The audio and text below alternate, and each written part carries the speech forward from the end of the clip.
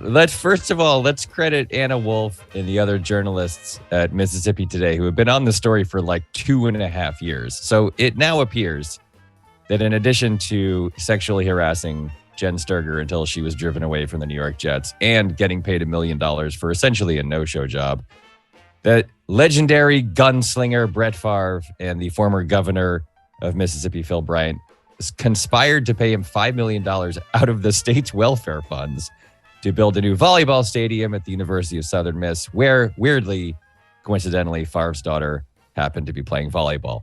But listen, I'm not Billy Corbin, okay? I'm here to talk stats, and I want to give you some Brett Favre. I want to give you some Brett Favre stats. Brett Favre is the all-time NFL leader in both interceptions with 336 and fumbles with 166. He had 502 turnovers in only 302 games. Now, granted, he didn't lose all those fumbles, but he still fumbled 166 times. He had 59 more interceptions than George Blanda, who played football until he was 48 years old. He had 6 seasons where he had as many or more interceptions than he did touchdowns. His career passer rating is the same as Trent Green, who played in the same era. But here is the only Brett Favre stat you need. Brett Favre has the same career passes interception rate as Jameis Winston. 3.3% of both of their passes were picked off. He is Jameis Winston, but he played longer. So in conclusion, Dan, Brett Favre, you know what they say? He was like a kid out there on the field in that he threw the ball the way a kid would throw it, where it could be easily picked off by the defense. In conclusion, Brett Favre, compiler. That is my accusation. Compiler. Wow. And you're probably right. Those are stunning stats. I saw that somebody, I think it was Stephen Ruiz, was complaining, hey, you know what? Save me all of the Geno Smith stories about how heartwarming it was that he worked his way to a second chance and gets a win on Monday Night Football, when I've seen Brock Osweiler and Blake Bortles and Blaine Gabbert ruin franchises for years because they just stuck with them, and Geno Smith had to figure out, had to stick around long enough to be able to get another chance. I wanted to ask you not only about Favre desecrating everything that he's been, because it's fairly startling to see a guy on Monday Night Football after the death of his dad. I don't know it's possible for an athlete to be regarded with more warmth than America was thinking of Brett Favre. The whole game has changed. The quarterback who took over the Packers in his stead changed it by only getting intercepted 5 times a year. And now how are we supposed to be remembering Brett Favre, eternal legend, Hall of Famer? I got to be honest with you. I never quite understood it at the time in a number of ways. All I saw when I saw Brett Favre was a guy who recklessly, game after game after game, threw the ball into triple coverage and was picked off. It happened all the time. It happened with the Jets at the end of his career. It happened with the Packers. The second that he left, the Packers had a better quarterback who had been sitting on the sidelines for 4 years or whatever, waiting for him to retire. He kept not retiring, and he kept just getting picked off every year in the playoffs. He was like 13-11 career in the playoffs with a bunch of teams that should have gone way farther. That is the weird thing about Green Bay is we're now back-to-back quarterbacks, franchise quarterbacks, who everybody thinks should have won a lot more in the playoffs than they did. But Favre, everyone would just say, like, that's what you love about the guy is he's a gunslinger, is that he takes risks. And it was like, no, that's bad.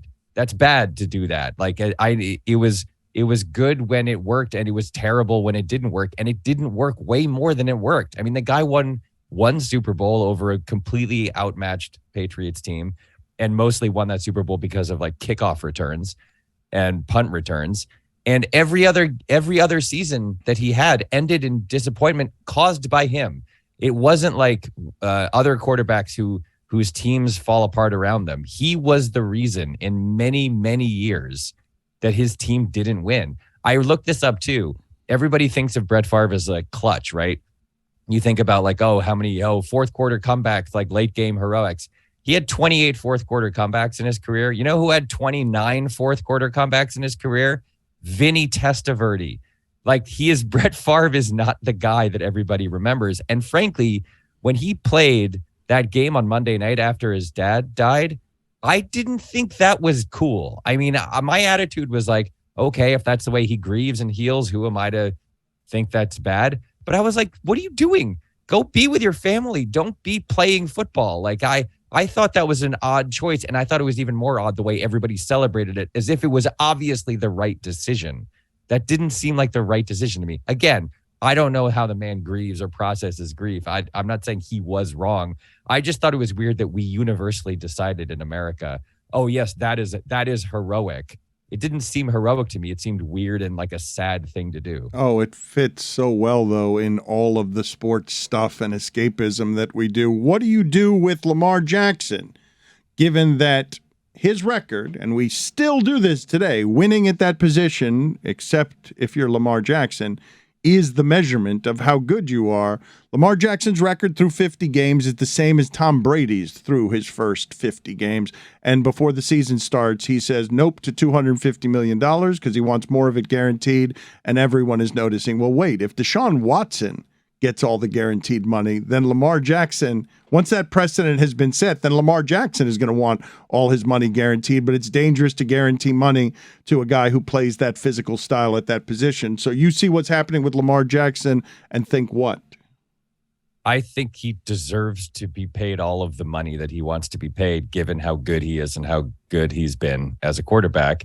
I further think that if like Jimmy Garoppolo is getting paid whatever he's getting paid to back up whoever he's backing up now, and if Jimmy Garoppolo gets hurt as he does all the time, that the fact that Jameis Winston, that Lamar Jackson is a mobile quarterback and has like higher injury risk, Jimmy Garoppolo, all these guys get injured. Everybody gets injured.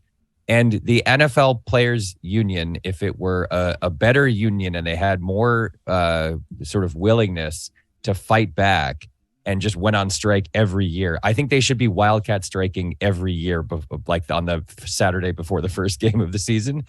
And the thing that they should be arguing for first and foremost is guaranteed money. I think he's absolutely right to want it, and I think he deserves it, and I think he should get it. And because these careers are too short and the game is too tough and they demand too much of these people. And as you've said many times, they're too disposable. And if I were Lamar Jackson, I was good at being quarterback as Lamar Jackson, I would say, no, I want more money and I want it all guaranteed. And I'm not going to play for you unless you give it to me, because someone will give him more than they offered. And that team will become better because he's a better quarterback than whoever that team currently has at the position. Is John Madden singularly responsible for everything you just described about Brett Favre?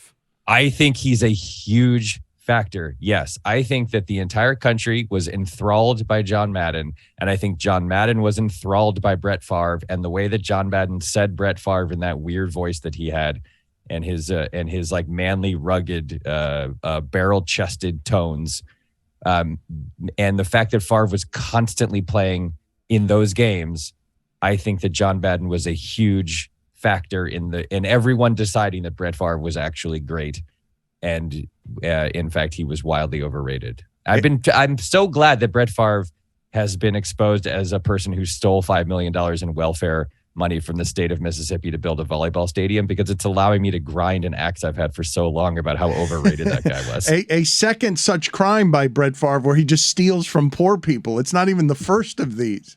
It's not. He was given like $500,000 or maybe $1 million. It's unclear, to do like some ads for the tourism bureau or something, which he maybe did, but maybe didn't really do. The funniest thing is this text that came out. You should all go look it up if you haven't already. Yes. The text is like, there's a text from him to someone involved in this scandal where he says, hey, let me ask you a question. If you pay me, will the media ever find out where the money is coming from? And they're like, no, don't worry about it. And I put this on Twitter yesterday, but if you're ever in the position where you're texting a government official and saying like, hey, if you give me public money, will anyone ever know where it came from? You're doing something wrong with your life. And also, this guy, don't this text is like, that. Yeah, don't text it. Yeah, how Paper dumb trail. do you have to be? All of these people recently, there's been this major trend of people putting their crimes in writing, which I guess, thank you for making it easy.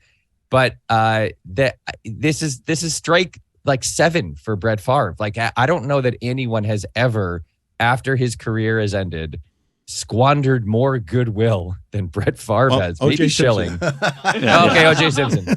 That's fair.